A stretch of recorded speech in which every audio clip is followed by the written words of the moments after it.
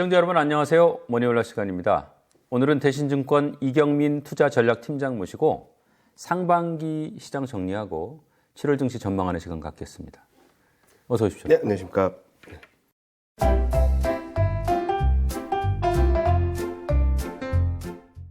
날씨 더운데 무탈하게 잘 지내시는 거죠? 네, 잘 지내고 있습니다.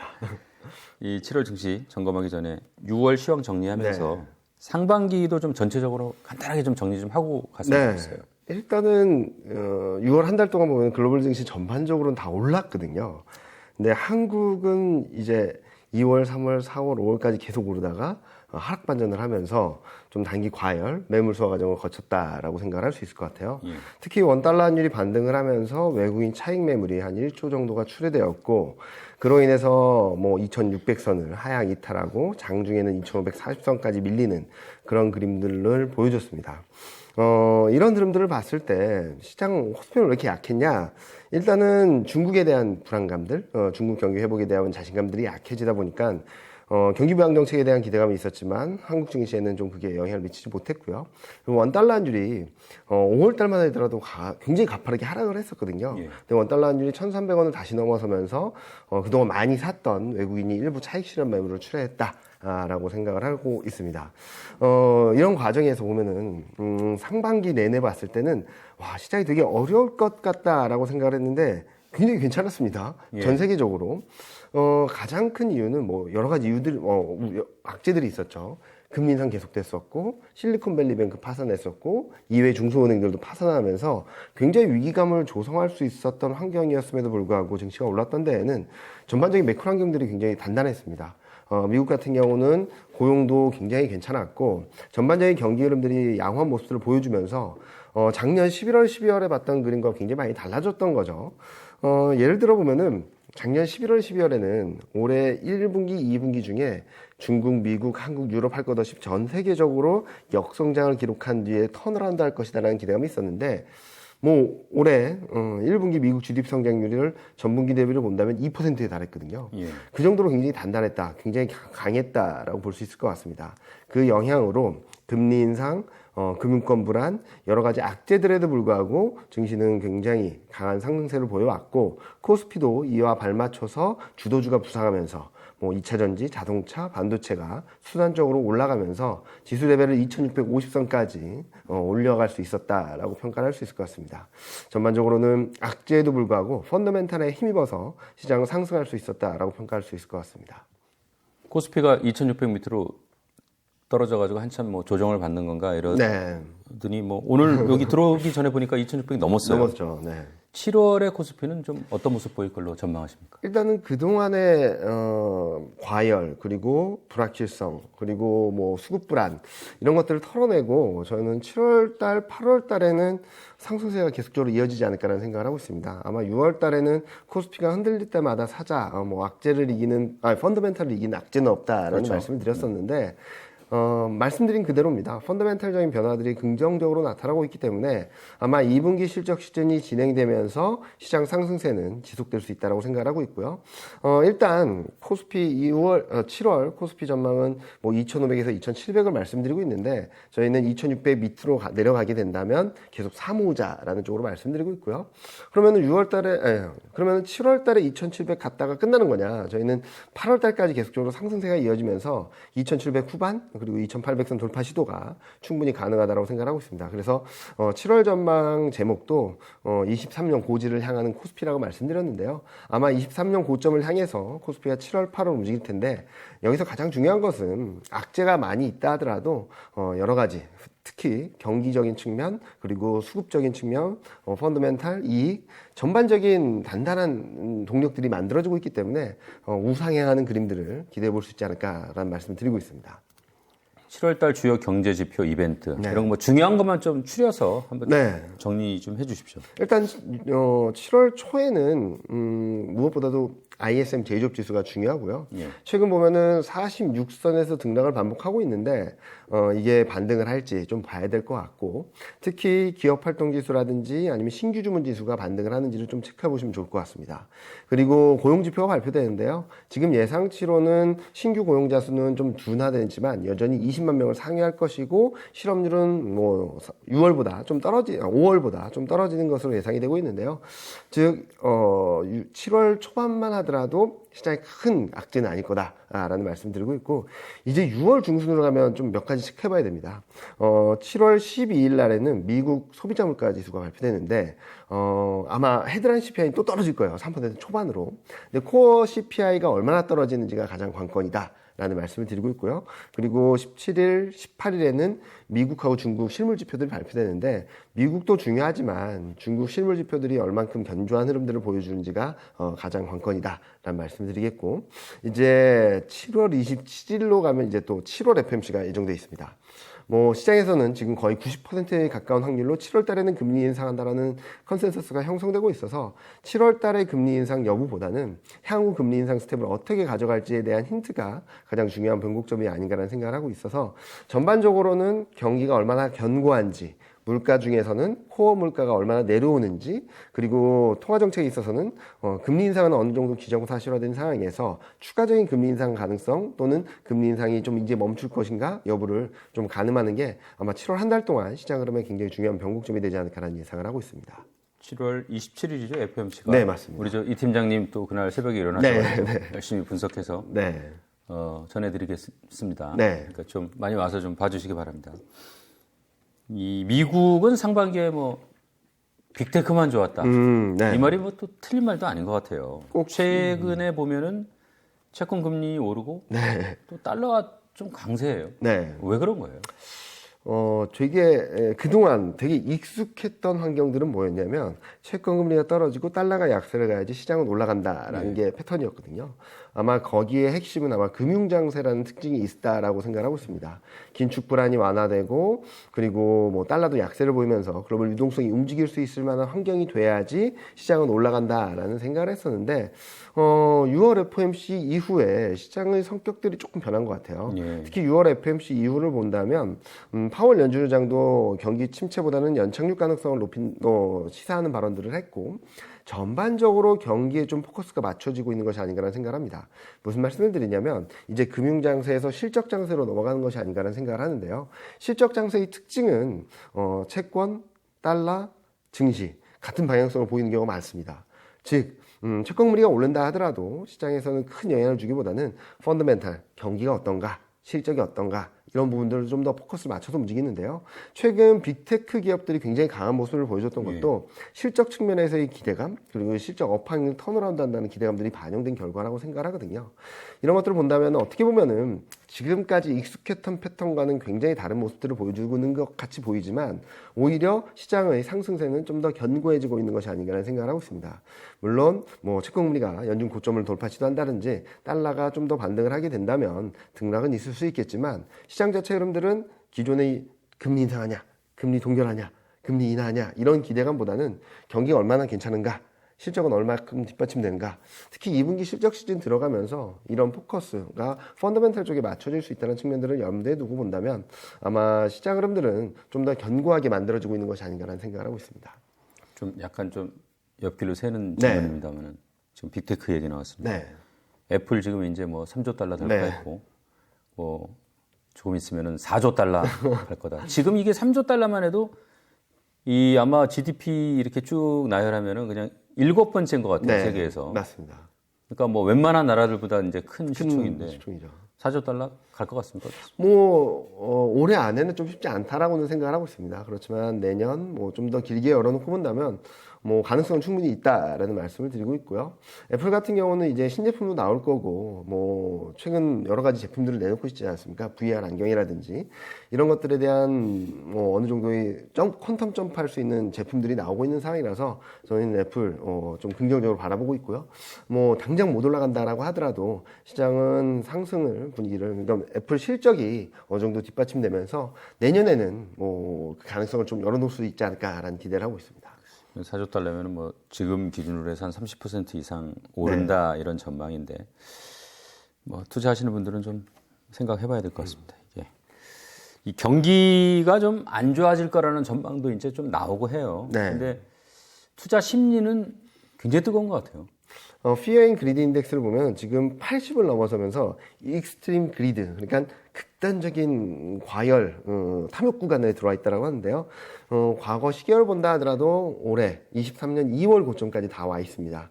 이때 물론 실리콘밸리뱅크 파산이라는 이슈가 있었긴 했지만 이때 정점으로 좀 시장이 많이 흔들렸던 모습들을 보여주었다는 측면에서 좀 심리적인 과열은 좀 부담스럽다. 라는 말씀을 드릴 수 있을 것 같고요.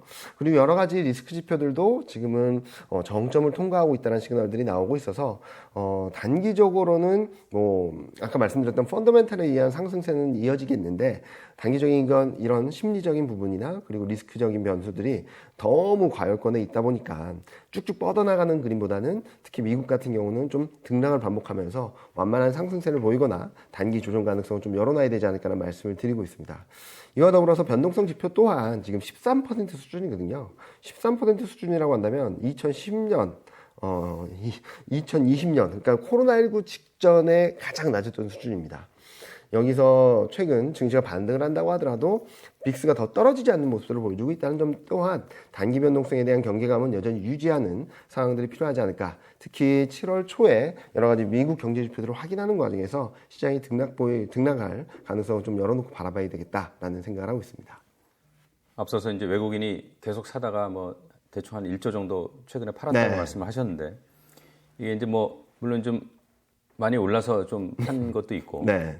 환율이 지금 계속 좀 오르고 네. 하니까 그런 것도 있겠지만 종합적으로 이 외국인 매수세 어떻게 좀 전망을 하세요? 일단은 2022년 7월 이후 지속적인 매수세는 이어지고 있습니다. 예. 다만 대규모 매수 이후에 일정 부분 차익 실현 매물은 나왔던 반복됐던 패턴이거든요. 일단 6월달에 외국인이 매도 전환한 이유는 첫 번째로는 6월 중순경에 밸류에이션적인 측면에서 2,650선이 좀 부담스러운 수준이었고요. 이와 맞물려서 원달러 환율이 좀 바닥을 찍고 반등을 하는 모습들을 보여줬죠. 그러면서 그동안 적극적으로 순매수했던 외국인이 일부 차익 실현 매물을 출회하면서 좀 흔들렸다라고 볼 수 있겠는데요. 자, 그렇다고 해서 외국인이 매도하는 것들이 이제 지속될 것이다라고 보지는 않고 있습니다. 예. 지금 올해만 놓고 본다 하더라도 외국인이 12조 넘게 샀거든요. 그 정도 그 12조를 샀다가 이제 1조를 판 건데 이걸 가지고 이제 매도 전환이다라고 말하기는 되게 어렵다라고 보고 있고요.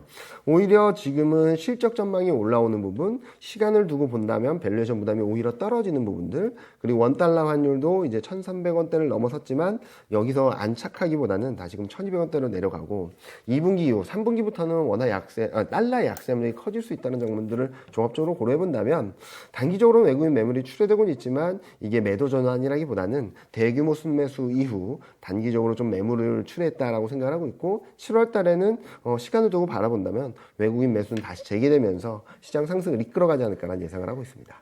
이 경기 선행 지수가 사실상 이제 바닥치고 좀 방향이 전환이 된 것 같고 무역 수지가 또 16개월 만에 흑자로 나왔어요. 이런 거는 증시에는 좀 긍정적인 거죠. 확실하게 긍정적이죠. 그러니까 그동안 한국 증시에 대한 불안감들을 자극했던 게 수출 안 좋다, 경기 안 좋다, 무역 수지 적자가 지속되면서 워낙 약세 압력이 커진다, 여러 가지 불안감들이 굉장히 많았던 거죠.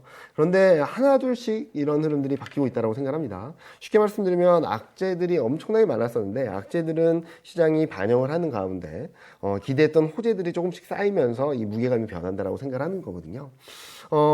일단은 경기 선행 지수가 지금부터 올라갑니다라고 말씀드리긴 좀 어려울 수 있고 빠를 수도 있다라고 하지만 OECD 경기 선행 지수에 이어서 통계청에서 발표하는 경기 선행 지수 순환 변동치까지도 전월 대비 플랫한 그림을 보여주고 있습니다. 이 말은 무슨 말이냐면 이제 2년간의 경기 하강 사이클이 마무리되고 턴어라운드 할 수 있는 시점이 가까워졌다라는 평가를 할 수 있을 것 같고요. 두 번째로는 수출이 아직까지 마이너스입니다. 마이너스 6%이긴 하지만 마이너스 전년 동월 대비 마이너스 전년 동월 대비 마이너스 6%이긴 하지만 마이너스 폭을 줄여가고 있거든요. 이런 가운데 예상보다 빠르게 흑자 전환을 했다는 부분, 물론 불황형 흑자다라고도 얘기를 하고는 있는데 그동안 시장 한국 경제, 한국 증시에 대한 불안감들을 자극했던 변수들이 하나둘씩 긍정적으로 바꾸고 있다는 측면들은 코스피 하단을 높이고 좀 상승 여력을 높여주는 변화가 아닌가라는 생각을 하고 있어서 지금은 악재가 많다 하더라도 이렇게 하나둘씩 호재로 변하는 가운데 호재의 무게감들이 더 실리면서 시장의 상승은 좀 더 이어질 수 있는 환경이 만들어지고 있다라고 생각을 하고 있습니다. 특히 뭐 우리 같은 경우에는 GDP에서 수출이 너무 비중이 크니까 맞습니다. 어쨌든 하여간 흑자를 내야 되는 나라 아닙니까? 그러면? 흑자 내는 것도 중요하고 뭐 그 안에 구체적인 뭐 내용들도 중요하긴 하지만 일단은 16개월 만에 흑자 전환했다는 것만으로도 시장의 불안감들을 좀 제어될 수 있다라고 생각을 하고 있고요. 특히 뭐 수출을 본다면 반도체 수출이랑 뭐 이런 것들이 좀 올라오고 있습니다. 특히 반도체 일평균 수출 금액을 보면은 22년 10월 이후 최고치까지 올라오고 있거든요. 이런 것들을 봤을 때는 한국 산업의 핵심이라고 할 수 있는 반도체, 한국 경제의 많은 부분을 차지하고 있는 수출, 이 두 가지 축이 조금씩 좋아지고 있는, 회복되고 있는 그림들을 보여준다는 것 자체가 시장에는 긍정적인 변화다라고 생각하고 있습니다. 긍정적인 사람은 돈을 벌고 비관적인 사람은 명예를 얻는다고 그랬으니까 좀 긍정적으로 보고 싶어요. 네, 그렇게 보셔야 될 것 같습니다. 이게 지금 미국이 부채 한도 올렸습니다. 네. 그러면은 국채를 추가로 찍어서 팔 거 아닙니까? 네. 자, 그러면 시중 유동성은 줄어드는 거 아니냐? 네. 이런 걱정이 좀 나오는 것 같고 증시에는 그렇다고 하면 결과적으로 악재 아닌가? 어떻게 생각하십니까? 그런 얘기들이 굉장히 많았죠. 부채 한도 협상이 타결됐다는 안도감 이후에는 결국에는 미국 정부 예금을 늘려야 되기 때문에 왜냐면은 5월 말에 485억 달러밖에 없었어요. 정부 예금이. 그러니까 예산을 집행할 수 있는 여력이 아예 없었던 거죠. 그런데 최근 4,086억 달러까지 늘어나고 있는 상황이긴 합니다. 채권 발행도 이어지고 있고.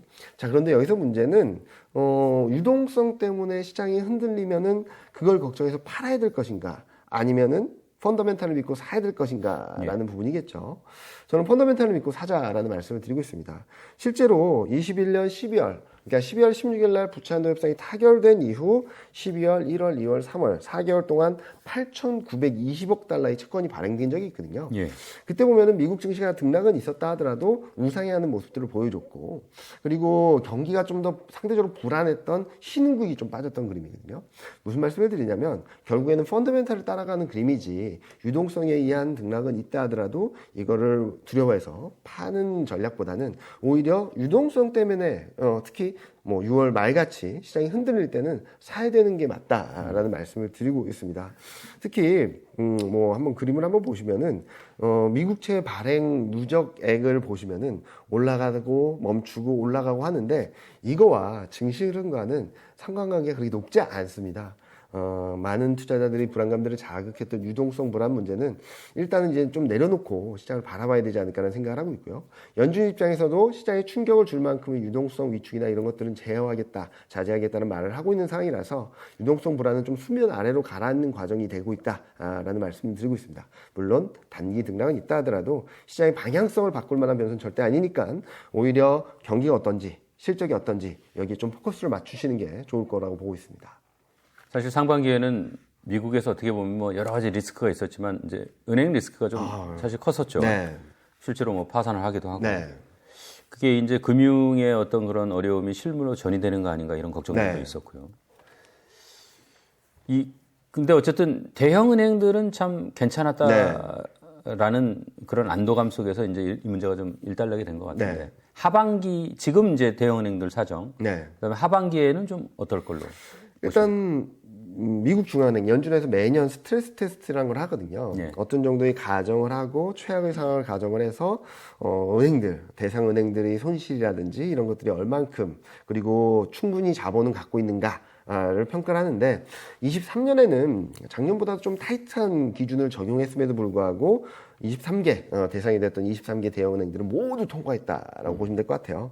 더 의미 있는 것은 뭐냐면은 매우 부정적인 시나리오를 가정을 했을 때 22년 테스트에서는 손실 규모가 6,122억 달러로 추정이 됐거든요. 예. 근데 23년에 들어서는 5,410억 달러 줄었어요. 오히려 이런 것들을 보면은 미국 대형은행들은 상당히 단단하구나, 영업력이라든지 안전판이 되게 견고하구나라는 것들을 평가를 할 수 있겠죠.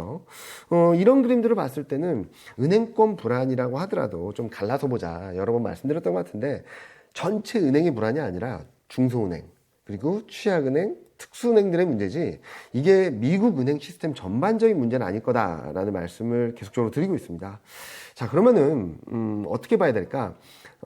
향후 경기에 대한 불안감, 경기가 나빠질 거야, 엄청 안 좋아질 거야라는 전망을 하시는 많은 분들의 이유 중에 하나가 은행권 불안의 나비 효과가 실물 경기에도 영향을 미칠 것이라는 많은 말씀들을 하시는데요. 예. 저는 그동안 말씀드렸던 부분들은 좀 선이 갈려져 있다. 중소은행과 대형은행, 취약은행과 우량은행. 이 선이 갈라져 있는 상황들이 이어지고 있기 때문에 중소은행들이 흔들리고 뭐 파산하고 하는 것들에 대한 이슈로 인해서 경기가 좀 불안정해질 수는 있어도 이로 인해서 미국 경제 전반적인 충격이 가해질 것은 가능성 높지 않다라는 말씀을 드리고 있습니다. 이번 스트레스 테스트도 마찬가지고요. 지난 1분기 실적도 마찬가지로 중소은행과 대형은행, 우량은행과 취약은행 간의 선은 분명히 그어졌다고 생각하고 있거든요. 특히 예탁금 같은 경우, 예금 같은 경우도 대형은행으로 오히려 더 집중이 되면서 대형은행의 자본이라든지 여력은 더 커졌거든요. 이런 것들을 봤을 때 막연한 우려감보다는 은행권 불안 또한 이제 수면 아래로 가라앉는데 조금 봐야 될 것은 신용 리스크가 조금 높아지는 데 따른 자금 조달이 좀 어려운 저신용 가계라든지 기업들은 좀 불안정한 흐름들이 이어질 수 있겠다. 그렇다 하더라도 이로 인해서 미국 경기 전반, 은행 시스템 전반에 미치는 충격은 굉장히 제한적일 거다라고 말씀을 드리고 있습니다. 지금 이제 미국 연준이 추가 금리 인상 가능성 계속 흘리는데도 시장은 뭐 좀처럼 흔들리지 않는 것 같아요. 그렇죠. 지금 보면은 일단은 6월 FMC에서 이미 다 보여줬어요. 연준이. 점도표를 3월달 5.1에서 5.6, 그러니까 2번 더 금리 인상할 수 있다는 시그널을 던져줬고, 그리고 24년 점도표도 4.3에서 4.6, 25년도 3.1에서 3.4. 점도표를 전반적으로 상향 조정하면서 금리 인상이 한 번이 아니라 2번 할 수도 있습니다라는 시그널을 보여줬죠. 그런데 그럼에도 불구하고 시장이 큰 충격을 받지 않았던 이유는 첫 번째로는 24년, 25년 금리 인하 사이클은 유효하다. 금리 인상이 2번 남았지 새로운 금리 인상 사이클로 진입하는 건 아니다라는 생각을 했던 것 같고요. 두 번째로는 경기가 굉장히 견조하다라는 것들을 볼 수 있겠죠. 연준이 제시한 GDP 성장률을 보면 23년을 0.4에서 1로 올렸습니다. 그리고 24년, 25년을 0.1%포인트씩 낮추긴 했지만 23년 레벨업 시킨 것만큼 시장 GDP 성장률 전망이 떨어진 건 아니거든요. 즉 23, 24, 25년을 봤을 때 전체 GDP 규모가 더 커졌다라는 것들을 볼 수 있기 때문에 저는 경기에 대한 기대감, 자신감들이 시장을 좀 버티게 만들어줬다라는 말씀을 드리고 있습니다. 이런 와중에 시장은 빠르게 금리 인상 그리고 연말까지 금리 동결 가능성을 충분히 인정하고 있는 상황이거든요. 블룸버그 WIRP라는 사이트 가서 보면은 지금 현재 시장에서 예상하는 기준금리가 7월 달에는 5.28로 한 번 금리 인상한다는 걸 거의 기정사실화하고 있고 11월 달에 5.42 추가적으로 금리 인상할 수 있겠는데 정도를 반영을 하고 있는 것 같습니다. 그리고 연말까지 5.38 금리 인하는 없겠다라는 것들을 다 어느 정도 기정사실화하고 있어요. 이런 상황에서 11월 달에 금리 인상 확률을 얼만큼 보나 봤더니 약 40% 정도 보고 있거든요. 즉 7월 달에 금리 인상, 11월 달에 추가적인 금리 인상을 한 40% 정도는 시장이 반영을 하고 있다는 거죠. 그럼에도 불구하고 왜 시장은 안 빠지냐? 일단은 아까 서두에도 말씀드렸던 것처럼 경기입니다. 최근 미국 경제지표 결과들을 보면 굉장히 양호한 모습들을 보여주고 있거든요. 소매 판매도 견조했고 고용은 너무나도 탄탄하고 제조업 경기도 지금 어느 정도 바닥권에 있는 것이 아닌가라는 기대감을 가질 정도로 긍정적인 변화들을 보여주고 있고 경제지표 서프라이즈 인덱스가 50을 넘나들고 있는 상황이거든요. 그만큼 경제지표가 굉장히 잘 나왔다는 거고 그 결과 미국 GDP 성장률 전망 자체가 상향 조정되었습니다. 전분기 대비를 보면은 원래는 올해 3분기, 4분기 또는 올해 4분기, 내년 1분기, 2분기 연속 역성장을 하면서 침체 가능성이 높다라는 생각을 했었는데 지금은 한 번 정도로 그렇게 된다면 침체 인정은 아니라고 볼 수도 있겠죠. 그리고 전년 대비 변화를 본다면 역성장은 없고 이제 플러스 성장에서 완만한 바닥을 통과한다라는 기대감이 들어오면서 경기에 대한 부분들이 자신감이 붙었다는 거죠. 자, 여기서 말씀드리고 싶은 거는 과거 가장 중요한 건, 그러니까 증시 흐름에 있어서 가장 중요한 건 펀더멘탈입니다. 통화정책 결정도 굉장히 중요한 변수긴 하지만 펀더멘탈을 이길 수는 없거든요. 단적인 예로 과거 흐름들을 본다면 금리 인상기 때 시장은 굉장히 좋았습니다. 경기가 좋다. 경기가 좋으니까 물가가 오른다. 물가가 오르니까 금리 인상한다. 금리 인상을 왜 하냐? 경기가 좋아서 이 사이클이 맞춰지게 된다면 시장은 항상 좋았던 거거든요.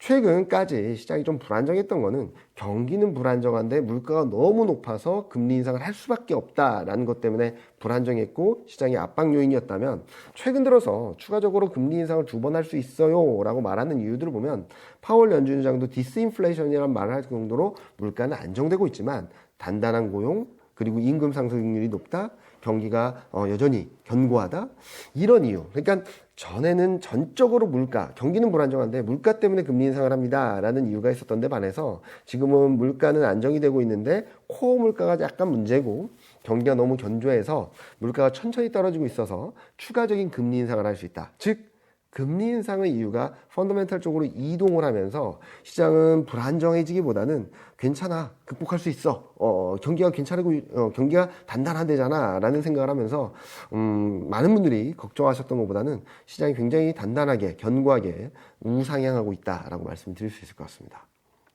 말씀하시면서 이제 고용 견조하다고 말씀하셨는데 네. 이런 견조한 고용의 흐름이 어떻게 계속 될까요? 아니면 좀 이게 좀 악화가 될까요? 어떻게 보세요? 일단은 지금 비농업 취업자 수를 보면 지금 거의 2년째 20만 명 이상을 상회하고 있거든요. 실업률도 지금 3% 초중반 왔다 갔다 하고 있고 이런 흐름들이 물론 3분기, 4분기를 가면서 어떤 변화가 있을지는 좀 봐야 되겠는데 일단은 서비스업 경기가 꺾이거나 그러지 않는 한 견조한 고용은 이어질 수 있겠다라는 말씀을 드릴 수 있습니다. 이런 흐름들은 분명히 긍정적인 변화라고 볼 수 있겠죠. 반면에 임금 상승률이 여전히 고공행진을 하고 있어서 이 부분이 부담스럽다라고 하는데 자 이제 연말로 가면서 실업률이 반등을 하고 취업자 수가 줄어든다라고 했을 땐 단기적으로는 불안정해질 수 있습니다. 그런데 한편으로 본다면 이런 고용 불안이 임금 상승률을 좀 진정시켜주는 영향을 준다면 결국에는 통화정책적인 측면에서는 좀 플러스 요인이 될 수도 있거든요. 양면의 검이라고도 볼 수 있겠지만 실업률이 악화되고 고용이 악화되는 것들에 대한 불안감들은 아직까지 남아있다라고 볼 수 있겠고 3분기, 4분기 경계해야 될 변수지만 시차를 두고 바라본다면 오히려 물가 안정이 플러스 요인이 될 수 있기 때문에 단기 불안 요인 그리고 중장기적으로는 플러스 요인 정도로 보고 있습니다. 그래서 저는 4분기 중에는 서비스업이나 소비가 이렇게 좀 꺾이게 된다면 아마 실업률이 한번 반등을 할 수 있을 것 같아요. 그런 그림이 나오면 아마 시장은 뜨거 하면서 출렁일 수는 있겠지만 궁극적으로는 시장의 긍정적인 변화를 이야기하면서 좀 하단도 높아지는 견고해지는 그림이라고 보고 있어서 4분기 중에는 불안정하지만 박스권 등락 정도지 시장이 무너지는 그림까지는 가능성이 높지 않다라고 말씀을 드리고 있습니다.